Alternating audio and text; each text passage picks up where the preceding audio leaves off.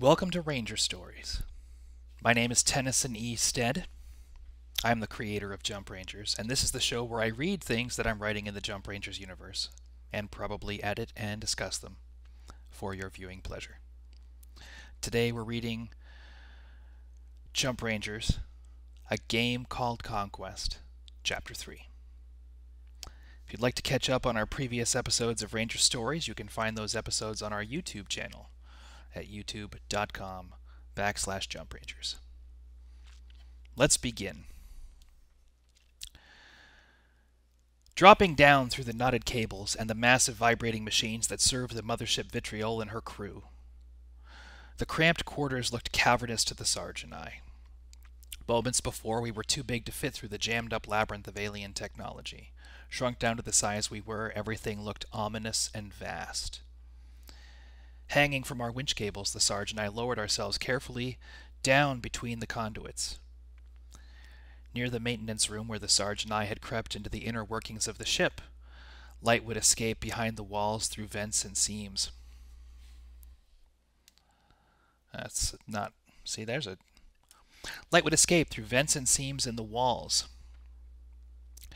Down here, the only light came from the occasional power regulators the undersoars would build into their conduits.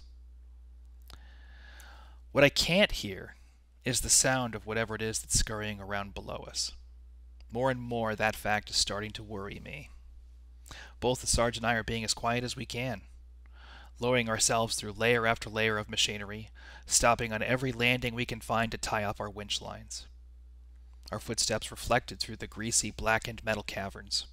Our grapplers clanked against the hard surfaces of the machinery, and our lines scraped against conduits and steel corners as we lowered ourselves further and further down, closer and closer to the life signs I was detecting on my scanner. Maybe I wasn't hearing them just yet, but I knew that at some point they were going to start hearing us. Finally, I put my boots on a pair of wide metal conduits. To the Sarge and I'm going to say pipes, because I've used conduits a lot of times.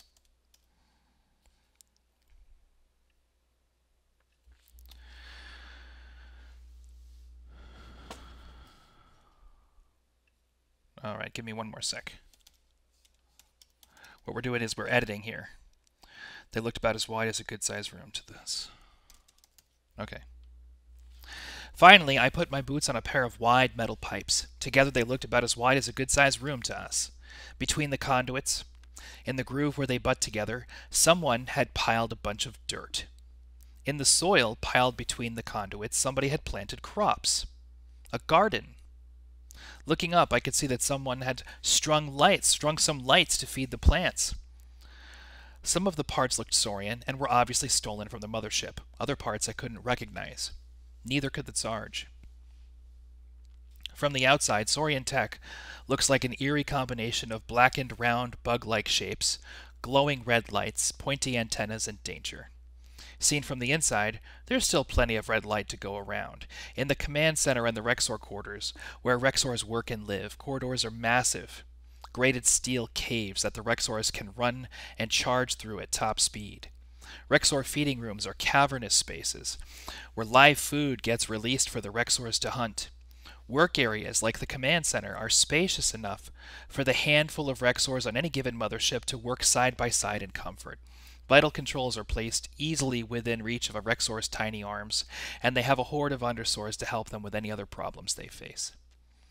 Behind the walls of the Rexor chambers, any Saurian mothership base or city has a separate interior of tight corridors, not quite tall enough for an undersoar to walk through. Instead, they have to scramble around on all fours to move through the ship. Access tunnels like these connect all the undersoar work and living areas, from shops like the one where we printed our wrench rigs, to the undersoar barracks, to the Dragon launch bays and landing hangars. Unlike the Rexor chambers, nobody has the duty of keeping the undersoar quarters clean and in good repair. Instead, undersoars have to clean and fix things on their own time. Undersoar chambers tend to be more beaten up and worn down, but the undersoars are careful to make sure that everything is always in good working order. Behind the walls of the undersoar quarters, you have the systems of the ship itself. Conduits carry water, power, fluids, and waste from one part of the ship to another. Machines work to distribute power or to filter things or to drive the ship through jump space or to do whatever the mothership needs. Nobody cleans down here unless they're pulling parts out so they can get at the parts underneath. Nobody... See, there's another typo. Bear with me one quick sec, folks. This is why we do this. I have to do it anyway. I might as well read it to somebody. And you're it. Thank you for joining me. Nobody goes down here unless they absolutely have to, which only happens every 50 years or so because Saurian parts are built to last. So why are the conduits down here so clean? Stranger yet, the lights over the little farm between these conduits look crafted and cared for. Even made from spare Saurian parts and trash, they look like someone has invested great effort into their construction and design. Hand-carved engravings decorate the lighting fixtures, and the irrigation systems popping up from the soil. Putting my hand on one of the conduits that hold this garden up, I can feel the water rushing through it. Someone built a beautiful little garden right into the ship's water system. You know what? That's part of the next paragraph. So, it goes like this. Hand-carved engravings decorate the lighting fixtures and the irrigation systems popping up from the soil. Putting my hand on one of the conduits that hold this little garden up, I can feel the water rushing through it. Someone built a beautiful little garden right into this ship's water system. Whoever it was, they've put a lot of work into it. All this work got done without getting the attention of the undersoars, which means they're obviously very small and they're probably very quiet. To get all this done without anyone hearing it?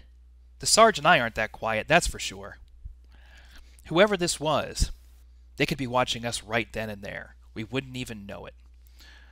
Sarge, they're watching us, aren't they?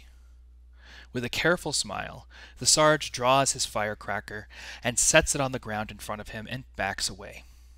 Taking his lead, I do the same. Dropping down from the pipes around us, 3 mice. Yes, I said mice. Land deftly on the surface of the conduit.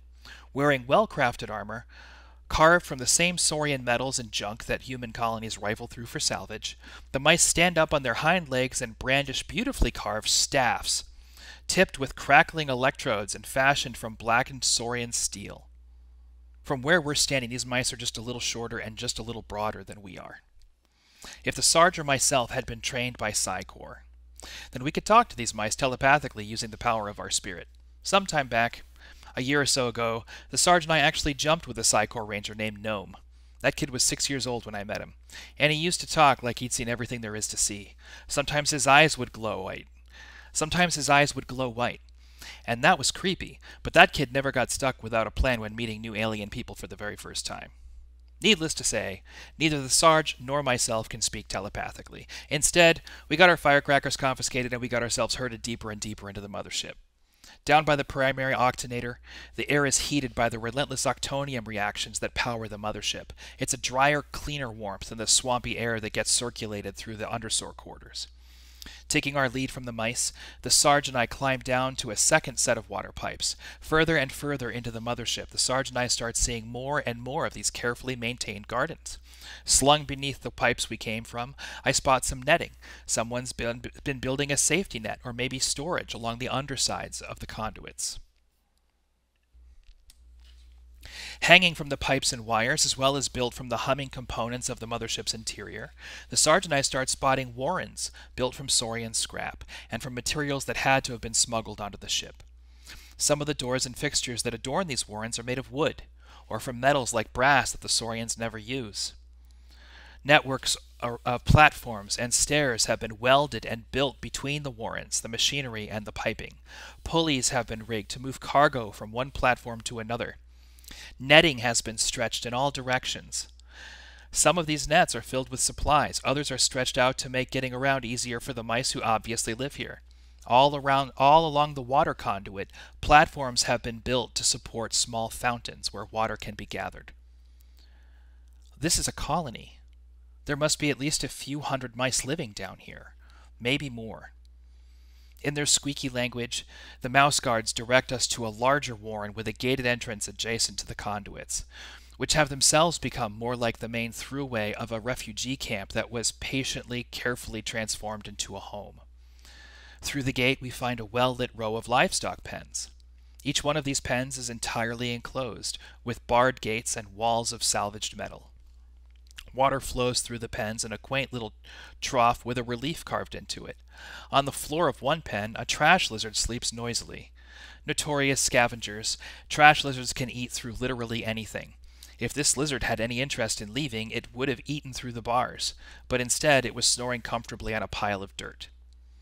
Beside the trash lizard's pen, there's an empty stall. Nudging the Sarge and I inside, the mice lock us up. Offering a parting, chattering comment, they leave us alone to think. And that's the end of Chapter 3 of A Game Called Conquest. This is our introduction to the Mistlings. And I'm going to go ahead and edit this video for YouTube.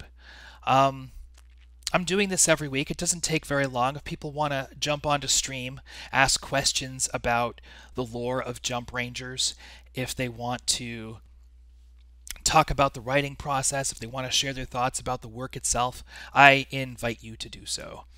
You can find the stream, if you're not watching here on Twitch, you can find the stream at twitch.tv/JumpRangers. And this is the first of what will ultimately become a whole schedule of Jump Rangers content. I'm just building a routine, and Ranger Stories is part of that routine. But there's going to be other shows forthcoming. I'm working on 2 at the moment, and I will let you know when they're ready. You can find out more about what's happening here on the Discord channel, and there's links to the Discord both on Twitch and on YouTube. If you don't see it, just click my link tree, and you'll find it there. And in the meantime, thank you very much for tuning in and watching. I'll see you next week for more Ranger Stories. Have a great week, and take care, Rangers.